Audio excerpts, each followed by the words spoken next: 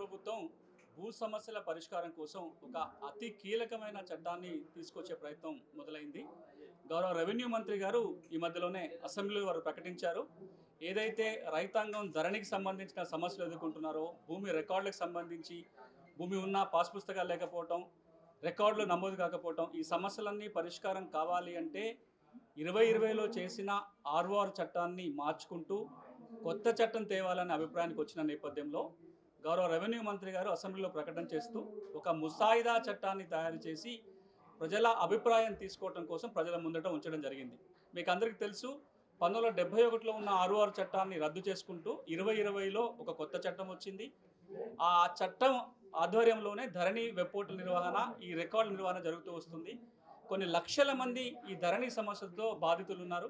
ఒక అంచనా ప్రకారం ప్రతి గ్రామంలో 200 నుంచి 300 మంది కుటుంబాలు ధరణికి ఎక్కకనో, ధరణికి ఎక్కినా సరే అందులో తప్పులు ఉండటం వల్ల చిక్కులు ఎదుర్కొనే సందర్భంగా ఈ ప్రభుత్వం రాగానే ఒక కమిటీ వేసి, కమిటీ సూచనల మేరకు, కమిటీ చాలా రకాల సూచన చేసింది. ఒక ప్రధానమైన సూచన ఏంటంటే చట్టం మారాలి అని. ఆ మేరకు ఒక కొత్త ముసాయిదా చట్టం తయారైంది. ఇప్పుడు ఆ చట్టాన్ని ప్రజల అభిప్రాయాలు తీసుకోవడం కోసం చర్చకు ఉంచడం జరిగింది. ఇందులో 2 మాటలు మాత్రం ప్రధానంగా ప్రస్తావించాలి. ఎప్పుడైనా సరే చట్టం వచ్చే ముందు ప్రజలందరినీ సంప్రదించి, ఎవరి కోసమైతే చట్టం రావాలో వాళ్ళని సంప్రదించి చట్టం చేసే సాంప్రదాయం ఈ మధ్యలో కనుమరుగైపోయింది. పార్లమెంటు నాకు గుర్తుండి 2006లో అటవీ హక్కుల చట్టం వచ్చినప్పుడు ఇట్లాంటి ప్రయత్నం జరిగింది. చట్టం పార్లమెంట్ చేయకముందే ప్రజల్లో ఉంచి ప్రజల సూచనలు తీసుకున్నారు. ఉమ్మడి ఆంధ్రప్రదేశ్లో రుణ అర్హత కార్డుల చట్టం, కౌలుదారుల కోసం 2011లో ఒక చట్టం వచ్చినప్పుడు ఇట్లాంటి ప్రక్రియ జరిగింది. అప్పుడున్న ప్రభుత్వం గ్రామాలకు కూడా, మండలాలకు కూడా చట్టాన్ని ముసాయిదాన్ని పంపించి అభిప్రాయ సేకరణ తర్వాతనే అసెంబ్లీలో చట్టం చేశారు. ఇన్నేళ్ల తర్వాత మళ్ళీ ఒక ప్రజాస్వామ్యయుతంగా ఒక ముసాయిదా తయారు చేసి ఎవరి కోసం అయితే చట్టం వస్తుందో వాళ్ళ అభిప్రాయాల కోసం పంపటం, ఒక 21 రోజుల పాటు గడువిచ్చి వాళ్ళ సలహాలు సూచనలు తీసుకోవడం చాలా సంతోషం. ఇక ఈ చట్టం విషయానికి వచ్చినట్లయితే ప్రధానంగా 3-4 అంశాలు ఉన్నాయి చట్టంలో. ఒకటి, ధరణి స్థానంలో ఒక కొత్త ఆర్ఓఆర్ రికార్డు తయారు చేసుకోవటము, రికార్డులో తప్పులు ఉంటే సవరించుకోవడం కోసం ఇందులో వెసులుబాటు కల్పించడం జరిగింది. మ్యూటేషన్, రిజిస్ట్రేషన్ ప్రక్రియలో కొంత మార్పు చేర్పులు చేసుకుంటూ తహసీల్దార్ని, ఆర్డీఓకి కొన్ని అధికారాలు ఇస్తూ మార్పులు వచ్చినాయి. అంతేకాకుండా కొత్తగా ఆబాదీ భూములకి కూడా రికార్డు తయారు చేసి వాళ్ళకు కూడా పాస్ పుస్తకాలు ఇచ్చే కార్యక్రమం ఈ చట్టంలో ఉంటుంది.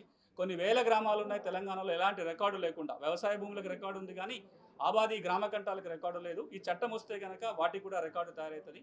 అన్నిటికంటే కీలకంగా రెవెన్యూ రికార్డులో తప్పులుంటే ఈ రోజున కోర్టుకు వెళ్లాల్సిన పరిస్థితి. ఈ చట్టం కనుక అమల్లోకి వస్తే రెవెన్యూ రికార్డుల పొరపాట్ల సవరణ కోసం కోర్టుకు వెళ్లాల్సిన అవసరం ఉండదు. రెవెన్యూ యంత్రాంగమే సవరణ చేయడం కోసం అప్పీలు, రివిజన్ మెకానిజం ఇందులో ఉంచడం జరిగింది. దాదాపుగా 18 రాష్ట్రాలలో ఉన్న ఆర్ఓఆర్ చట్టాలను అధ్యయనం చేసి తెలంగాణలో ఇదివరకు వచ్చిన 4 ఆర్ఓఆర్ చట్టాలను కూడా దృష్టిలో పెట్టుకొని 1936 నుంచి ఇప్పటిదాకా ఉన్న అనుభవాలను దృష్టిలో పెట్టుకొని ఈ కొత్త చట్టం ముసాయిదా తయారైంది. కాబట్టి ప్రజలందరూ ఈ చట్టాన్ని చర్చించాలి. ఏమేమి ఇబ్బందులు ఉన్నాయి, ఈ చట్టంలో ఇంకేమైనా మెరుగుంటే బాగుంటుందో సూచనలు వస్తే రాబోయే రోజుల్లో ఒక మంచి చట్టం వచ్చే అవకాశం ఉంది. ఇంత గొప్ప ఇనిషియేటివ్ తీసుకున్నందుకు గౌరవ ముఖ్యమంత్రి గారిని, రెవెన్యూ మంత్రి గారిని ప్రత్యేకంగా రైతాంగం తరపున కృతజ్ఞతలు చెప్పుకుంటున్నాను. Thank you very much. సరే, ఎంత ఖర్చులో వస్తారు ఇది? అంటే ఎట్లా సర్వే ఎట్లా చేస్తారు? దీన్ని ఎట్లా రికార్డ్ చేస్తారు? కొన్ని భూములు మిస్ అయినాయని మీరే చెప్పారు. అంటే ఇందులో మనము సర్వే చట్టం వేరు, రికార్డుల చట్టం వేరు. తెలంగాణ రాష్ట్రంలో భూముల సర్వే సంబంధించి సర్వే బౌండరీ చట్టం ఉంది. భూమి రికార్డులకు సంబంధించి ఆర్ఓఆర్ చట్టం 71లో ఉండే, దాన్ని 2020లో మార్చుకున్నాం. ఇప్పుడు మళ్ళీ మార్చే ప్రయత్నం. ఈ చట్టం ఏమంటుందంటే ఇప్పుడు ఉన్న రికార్డులను ఆధారంగా సరి చేసుకుంటూ, ఇప్పుడు ఉన్న ధరణి రికార్డు మార్చుకుంటూ కొత్త రికార్డు తయారవుతుంది. ఈ ఉన్న రికార్డులు సరి చేసిన తర్వాత పాస్ పుస్తకంతో పాటుగా రాబోయే రోజుల్లో భూధార్ కార్డు కూడా ఇవ్వడానికి అవకాశం ఉంది. ఇక రెండవది, ఈ చట్టం కూడా ఇంకొక మాట ఏం చెప్తుంది అంటే, ఈ ముసాయిదా చట్టం పర్మనెంట్ భూధార్ ఇవ్వాలని చెప్తుంది. పర్మనెంట్ భూధార్ ఇవ్వాలంటే భూముల సర్వే జరగాలి. భూముల సర్వే జరిగి అక్షాంశాలు, రేఖాంశాలు ఫిక్స్ అయిన తర్వాత పర్మనెంట్ భూధార్ కార్డు ఇవ్వడానికి ఇందులో వెసులుబాటు ఉంది.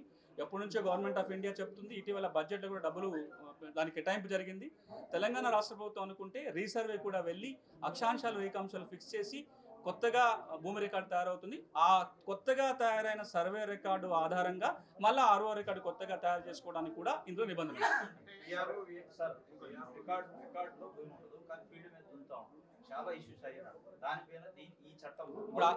అది పెద్ద సమస్య. దాదాపు 18 లక్షల ఎకరాలు గడిచిన 6-7 ఏళ్లుగా భూమి ఉంది కానీ రికార్డుకి ఎక్కలేదు. పార్టీ బియ్యాన్ని పక్కన పెట్టిన సందర్భాల్లో చట్టంలో ఇట్లాంటి వెసులుబాటు లేకుండా సరిదిద్దడానికి ఈ చట్టం స్పష్టంగా ఏం చెప్తుందంటే, ఎవరెవరికైతే భూమి ఉందో, ఎవరెవరికైతే ఆ భూమి మీద హక్కు ఉందో ఆ హక్కులన్నీ రికార్డుకి ఎక్కాలి. రికార్డు ఎక్కడం కోసం ఇట్లా మెకానిజం ఉంది. కింద తహసీల్దార్ దగ్గర నుంచి సీసీఎల్ వరకు అధికారాలు కట్టబెట్టి తెలంగాణ రాష్ట్రంలో భూమి ఉన్న వాళ్ళందరూ రికార్డుకి ఎక్కుతారు. రికార్డుకి ఎక్కిన వాళ్ళలో తప్పులు ఉంటే సవరించడానికి కూడా ఈ ముసాయిదా చట్టంలో వెసులుబాటు. ఇది టైటిల్ డిక్లరేషన్ కాదు. మనం ఒక వ్యత్యాసం కూడా అర్థం చేసుకోవాలి. ఈ కేంద్రంలో చర్చ జరుగుతుంది, మిగతా అన్ని కూడా ఒకటి ల్యాండ్ టైటిల్ గ్యారంటీ వేరు, హక్కుల రికార్డు వేరు. అది రాబోయే రోజులు ఆ చర్చ కూడా మంచిదే. హక్కులకి ప్రభుత్వమే గ్యారంటీ ఇచ్చే చట్టం కావాలని ఒక చర్చ జరుగుతుంది. దాన్ని మనం విడిగా చేయాలి, కొత్త చట్టం తెచ్చుకోవాలి. ఇది కేవలము హక్కులని రికార్డ్ చేసేది. 71 చట్టంలో ఎట్లా చేసాము, గ్రామ సభలు పెట్టాము, ఒక కొత్త రికార్డు తయారైంది, దాన్ని సవరణ చేసుకున్నాం. ఇప్పుడు ఈ చట్టం వచ్చిన తర్వాత కూడా కొత్తగా రికార్డు తయారు చేసుకోవడానికి అవకాశం ఉంది. ఉన్న రికార్డునే దాన్ని మెరుగుపరుచుకొని సవరించుకొని ముందుకెళ్ళడానికి అవకాశం ఉంది. రెండు చేయొచ్చు. చట్టం రాగానే ఉన్న రికార్డుకి ఎక్కుతుంది, దాంట్లో సవరణ చేసుకోవడానికి ఉంటుంది. సర్వేకి పోయినప్పుడు కొత్త రికార్డు తయారవుతుంది. అంటే గతంలో భూస్వాములకు ఉంటే మళ్ళీ ధరణి వచ్చిన తర్వాత భూమి రిజిస్ట్రేషన్ కావడం జరిగింది. దాంట్లో ఏమైనా చేంజ్ చేస్తుంటాయా, లేదంటే యాజ్ ఇట్ ఈజ్ ధరణిలో ఉన్నది మళ్ళీ ఈ భూమాత కావచ్చు ఏదైనా సరే దాంట్లో అట్లా ఉండదు. ఎందుకంటే మీరు 2020 చట్టాన్ని చూస్తే చాలా లోపాలు ఉన్నాయి దాంట్లో. అందులో మీరు ఒక ప్రధాన లోపం ఏంటంటే తప్పు ఒప్పు ఆర్ఓఆర్కి ఎక్కితే, ధరణికి ఎక్కితే సవరించే అధికారం ఏ అధికారికి లేదు. మీది భూమి ఓ 40 ఏళ్ళ కింద మీరు నాకు అమ్మవారో వదిలేసి వెళ్ళిపోయారు, 40 ఏళ్ళుగా నేనే సాగులో ఉన్నా, సాగుదారి కాలంలో లేదు కాబట్టి నాకు ఆధారమే లేకుండా పోయింది, నేను ధరణికి ఎక్కలేదు. ఇప్పుడు నేను ఆ భూమిని నిరూపించుకొని హక్కు తెచ్చుకోవాలంటే కోర్టుకే వెళ్ళే మార్గం తప్ప 2020 చట్టంలో రెవెన్యూ అధికారుల దగ్గరికి వెళ్ళి నాకు భూమి ఉంది, నాకు ఎక్కలేదు, ఎక్కించండి అంటే విచారణ చేసి భూమి రికార్డులు ఎక్కించుకునే అవకాశం లేకుండా పోయింది. ఈ చట్టము ఒక ప్రధాన అంశం ఏముంటుంది అంటే కింద నుంచి పైదాకా సమస్య వచ్చినప్పుడు నోటీసులు ఇచ్చి విచారణ చేసి తప్పు జరిగితే రికార్డు సవరించే యంత్రాంగం ఈ కొత్త ముసాయిదా చట్టంలో ఉంది. తప్పులు ఉన్న వారికి కొత్త పాస్బుక్ చేశారా? ఇప్పుడు ధరణి ఉంది కదా, ధరణి పాస్బుక్ యాజ్ ఇట్ ఈజ్ అందులో ఏ తప్పులు లేవు, ఎంత ఉందో అంతే రైతు ఉంది. అయితే ఆ పాస్బుక్ కంటిన్యూ అవుతాయి. ఇప్పుడు ఈ చట్టంలో కూడా మీరు ముసాయిదా చూసుంటే పాత ధరణిలో ఉన్న రికార్డు ముందుకు కొనసాగుతుంది, ఇప్పుడున్న పాస్ పుస్తకాలన్నీ కొనసాగుతాయి. తప్పులుంటే సవరిస్తారు. ఈ రికార్డు అంతా ఎప్పుడు మారుతుందంటే తెలంగాణ ప్రభుత్వం భూముల రీసర్వేకి పోయినప్పుడు మాత్రమే కొత్త రికార్డు వస్తుంది తప్ప ఇవి కొనసాగుతూ అందులో తప్పులు సవరించడానికి ఈ చట్టంలో మార్గం.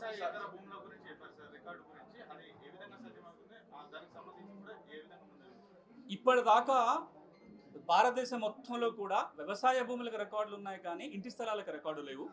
4 ఏళ్ల క్రితమే కేంద్ర ప్రభుత్వం ఒక పథకాన్ని తీసుకొచ్చింది స్వామిత్వ పేరుతో, survey of village abadis and mapping with improve technology పేరుతోటి 7 లక్షలుగా పైచిలుకున్న గ్రామాలలో ఆబాదీలని సర్వే ఆఫ్ ఇండియా ఆ రాష్ట్ర ప్రభుత్వం యొక్క రెవెన్యూ శాఖ సహకారంతో డ్రోన్లు సర్వే చేసి కొత్త రికార్డు తయారు చేసి వాళ్ళకి హక్కుపత్రాలు ఇవ్వాలి అని. కానీ అది ఇవ్వాలి అంటే చట్టంలో వెసులుబాటు ఉండాలి. ఇప్పటిదాకా అట్లాంటి వెసులుబాటు లేదు. తెలంగాణ రాష్ట్ర ప్రభుత్వం ఆ నిధులు కూడా ఇప్పటిదాకా తీసుకోలేదు. ఇప్పుడు ఈ ముసాయిదా చట్టం ఈ ముసాయిదా బిల్లు కనుక చట్టమైతే ఇందులో ఆబాదీ భూములకు ప్రత్యేకంగా రికార్డు తయారు చేయడానికి వెసులుబాటు ఉంది, చట్టంలో వెసులుబాటు ఉంది. కేంద్రం నుంచి నిధులు అడగొచ్చు. తెలంగాణలో ఉన్న 15,000 పైచిలుకు గ్రామాలలో ఉన్న ఆబాదీ భూములకు రికార్డు తయారవుతుంది కాబట్టి వాళ్ళ భూములకు హక్కులు ఉన్నాయనే ఒక రికార్డు వస్తుంది. వాళ్ళు అమ్మాలనుకున్నా, కుదబెట్టుకోవాలనుకున్నా, ఇంకేం చేయాలనుకున్నా వ్యవసాయ భూములకు ఎట్లయితే రైతు చేతిలో పాస్బుక్ పేరుతో ఒక ఆధారం తయారైందో ఇంటి స్థలాలకు కూడా అలాంటి ఆధారం తయారవుతుంది. నేను ఇంత ముందు ఒక మాట చెప్పాను, ఇంత మాట్లాడుతూ కూడా అన్ని సమస్యలకి పరిష్కారము ఈ ఆర్ఓఆర్లను చూడొద్దు. మీరు ప్రస్తావించిన పహానీలో సాగుదారి కాలం అనేది ఆర్ఓఆర్ చట్ట పరిధిలో కాదు. అదేం జరగాలి? పహానీ నిర్వహణ అనేది 1992లో వచ్చిన జీవో ప్రకారం విలేజ్ రికార్డుల నిర్వహణ జరుగుతుంది. అందులో మనం దాన్ని ఏం చేయాలో చూడాలి. కానీ ఈ చట్టంలో ఏం చేశామంటే 2020 చట్టము విలేజ్ రికార్డులకి ఆర్ఓఆర్ రికార్డుకి సంబంధం లేకుండా తీసేసింది, ఆ లింకు లేదు. కానీ ఈ ముసాయిదా చట్టంలో ఒక ప్రత్యేకమైన సెక్షన్ ఉంటుంది.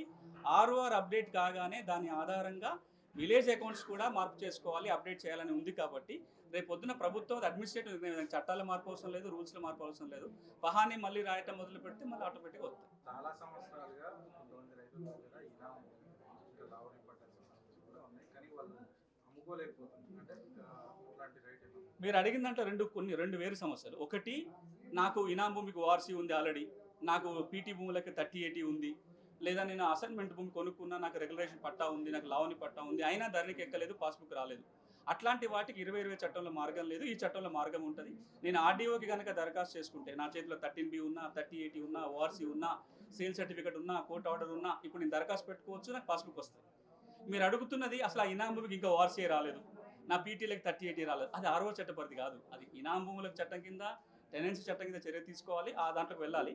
ఒక మాట మీ అందరికీ గుర్తు చేసేది ఏంటంటే, గౌరవ రెవెన్యూ మంత్రి గారు ఇంతకు మునిపే ఒకసారి ప్రస్తుతం మాట్లాడుతూ చెప్పిన మాట ఏంటంటే, ఇప్పుడు ఈ ఆర్ఓఆర్ చట్టం తీసుకొస్తున్నాము. రాబోయే రోజులలో తెలంగాణలో అమలులో ఉన్న మిగతా చట్టాలన్నిటినీ క్రోడీకరిస్తూ భూములకి ఒకే ఒక చట్టం ఉండేలాగా ప్రయత్నం చేస్తామన్నారు. అది కనుక జరిగితే చట్టాలలో చాలా గందరగోళాలు పోతాయి. ఇవన్నిట్లు కూడా మార్పులు చేసుకోవడానికి అవకాశం ఉంటుంది. తెలంగాణలో 124 భూమి చట్టాలు ఉన్నాయి. అంత గందరగోళం అవసరమా? 124 చట్టాలను కలిపి ఒక చట్టం కనుక చేసుకుంటే చాలా మేలే జరుగుతుంది రాష్ట్రానికి. సార్ సీలింగ్ యాక్ట్ ప్రకారం భూస్వాముల భూముల్ని భూస్వాముల భూములు తీసుకున్నారు కదా, అది కాస్తకాలం లేకపోవడం వల్ల మళ్ళా కాదు కబ్జాలు కాదు, పోయాయి. నేను ఒక మాట దాన్ని ముగిస్తా. సీలింగ్ చట్టం కింద పట్టాలు కనుక వచ్చి ఉన్నట్లయితే ఈ చట్టం కింద పాస్బుక్లు ఇవ్వాలి. 20 చట్టంలో అవకాశం లేదు. ఈ చట్టం కింద సీలింగ్ భూములకు పట్టాలు వచ్చి ఉంటే ఈ చట్టం కింద పాస్బుక్ వస్తుంది. Thank you. అది ఆర్ఓఆర్ పరిధి కాదు కాదు, ఇది ఆర్ఓఆర్. ఈ చర్చ మనం కేవలం ఆర్ఓఆర్ గురించి మాట్లాడుకుందాము. పరిపాలనకు సంబంధించిన వాటి మీద కూడా ప్రభుత్వం పెద్ద ఎత్తున కసరత్తు చేస్తుంది. నాకున్న సమాచారం ప్రకారం ఆల్రెడీ రెవెన్యూ మంత్రి గారు అసెంబ్లీలో ప్రకటన ఏం చేశారు అంటే, గ్రామీణ ప్రాంతంలో భూ పరిపాలించే వ్యక్తి ఉండాలి లేదా మీరే చెప్పండి అన్నారు. ప్రభుత్వం కసరత్తు జరుగుతుంది, అది వేరే అంశం. ఈ రోజున మన చర్చ అంతా కూడా ఆర్ఓఆర్ చట్ట పరిధిలోనే. Thank you.